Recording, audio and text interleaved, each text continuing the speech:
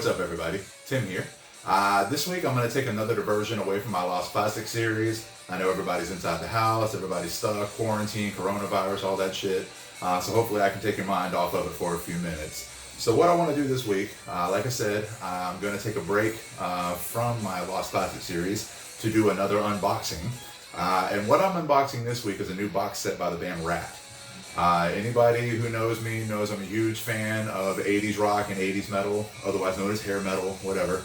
But one of the bigger bands from that era is Ratt.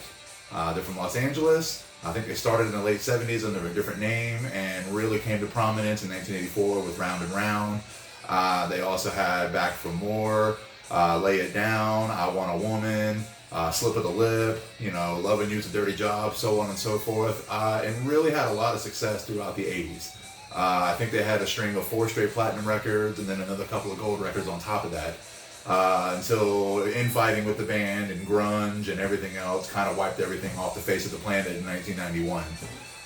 But a couple weeks ago, a company over in England or Europe somewhere, H&E, I think it's also called Cherry something Records, I'm not sure, released a 5 CD box set comprising of every Ratt album from 1984's Out of the Cellar through 1990's Detonator. I said I wasn't going to buy the box set because I really don't need it. I have 4 of the 5 of those on vinyl. I also have them all in digital formats, and I think I have 4 of them I have are the Rock Candy remasters. If you want to check out a Rock Candy video or listen to me talk about Rock Candy remasters, I did a video several months ago regarding those. But those are all available in remastered form via the Rock Candy remaster. So I wasn't real sure about ordering this box set, but I really couldn't help myself. Again, I don't know if these are remastered or not, but they all, from the ad, they all include bonus tracks, and Detonator, which I don't think has had an actual, formal remaster, has a couple extra tracks on here, so I'm hoping maybe that means it's remastered as well. Again, I'm not sure, and from what I understand from the reviews I've read, this particular box set is a little bit underwhelming compared to the way it looked in the ads. The way it looks in the ads, it looks like it's pretty sprawling with the 5 CDs and a poster and some other shit. And from what I understand, it's pretty underwhelming. So this might not be the most exciting unboxing like the Def Leppards and the Slipknots and the other ones I've done. But let's check it out anyway. So here's the box. And again, I'm a little afraid of how underwhelming it is because the box itself is kind of small. It's not real thick or anything, so it kind of tells me there may not be much in here.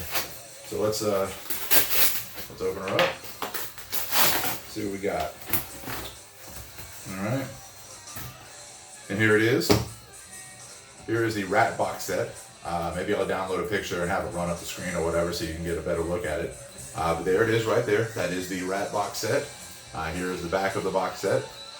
Here's the spine. It looks like, I guess what they call a clamshell box is what this comes in. So let's open her up and see what we have. Alright.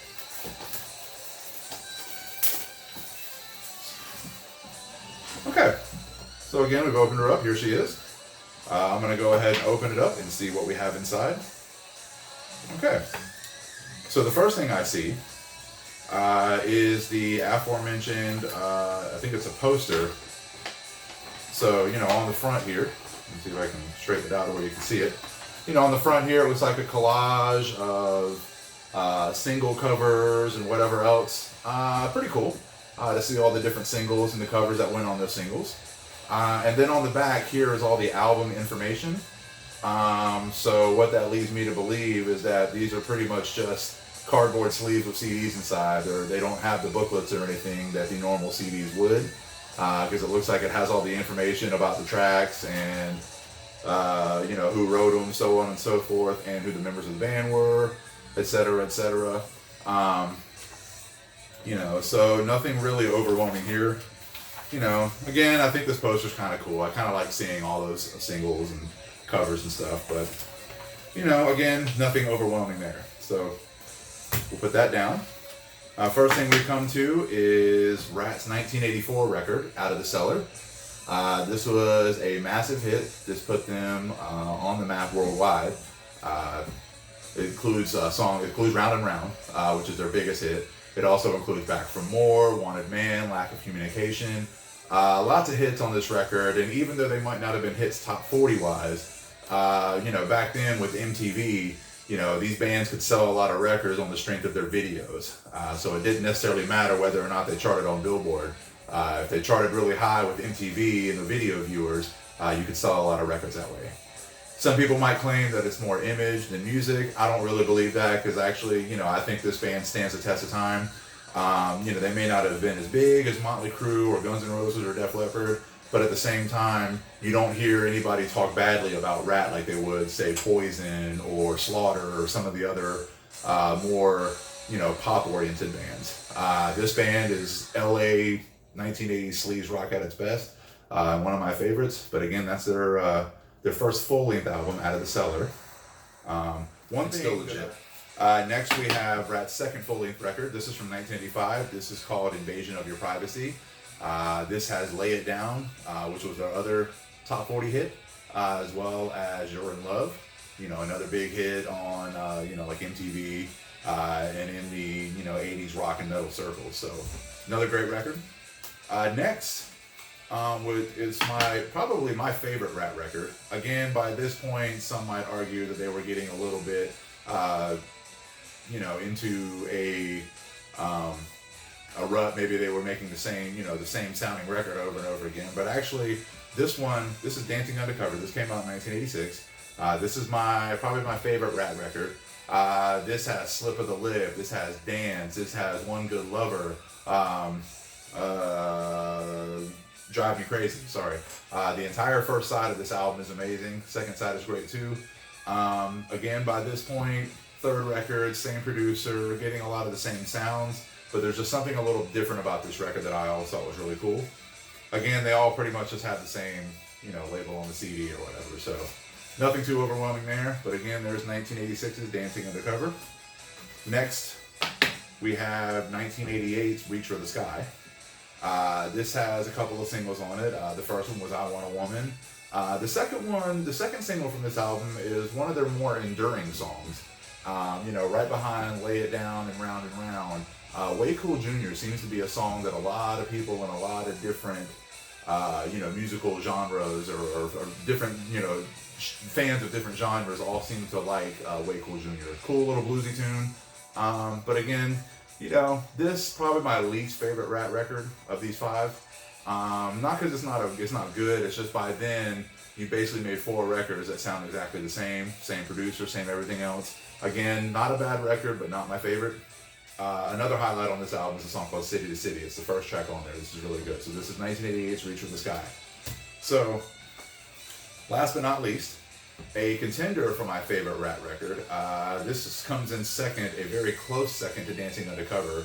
But this was the last album to feature the 5 original members of Ratt, and that would be 1990's Detonator.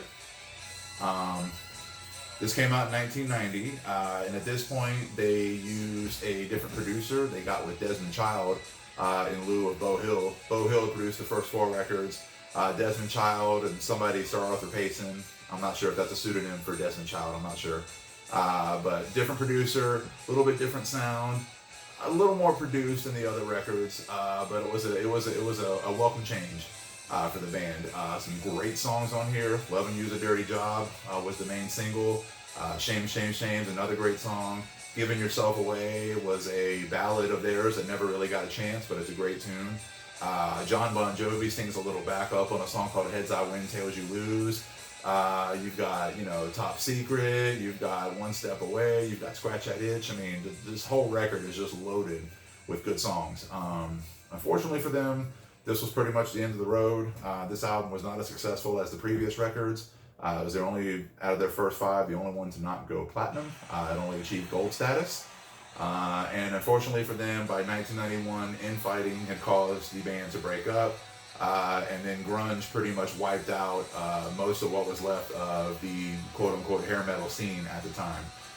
So unfortunately for Ratt, this was their last record with all 5 original members. They did get back together and make another record in '99 and then again in 2010. But both of those albums only featured, I guess, 3 of the 5 original members. you know, and they've broken up and gotten back together, and there's been 2 different versions of Ratt touring a couple of different times. You know, a lot of drama and a lot of BS, you know, and these guys are pushing 60 and still can't seem to get along. So anyway, but again, 1990s Detonator, kind of the epitaph of the original, you know, Ratt formation and Ratt sound. Check it out. Great record, you won't be disappointed. So that's pretty much it. There's nothing else in the box. So again, it's a bit underwhelming.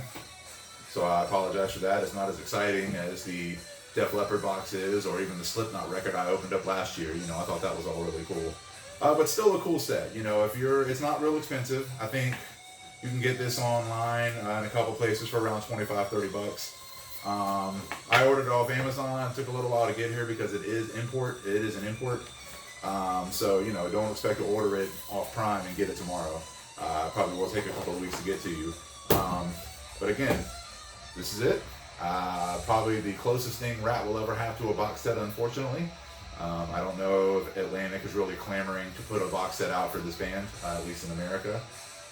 That's too bad because they really are a fantastic band. Very underrated, but also, you know, not really, you know, but also held in pretty high regard of the bands from this era. And I think it's because they were very authentic. They were very Los Angeles, they were very authentic, and they were very 80s.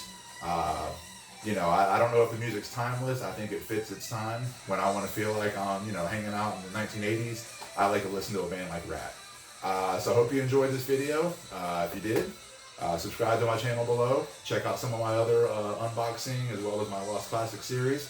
The next Lost Classic should be out either this week or next week. And that's going to be in regards to the band Kiss. So again, hope you enjoyed this. Hope I took your mind off coronavirus for 8 or 9 minutes. And again, if you like what you heard, subscribe to my channel. And I'll see you next time. Peace.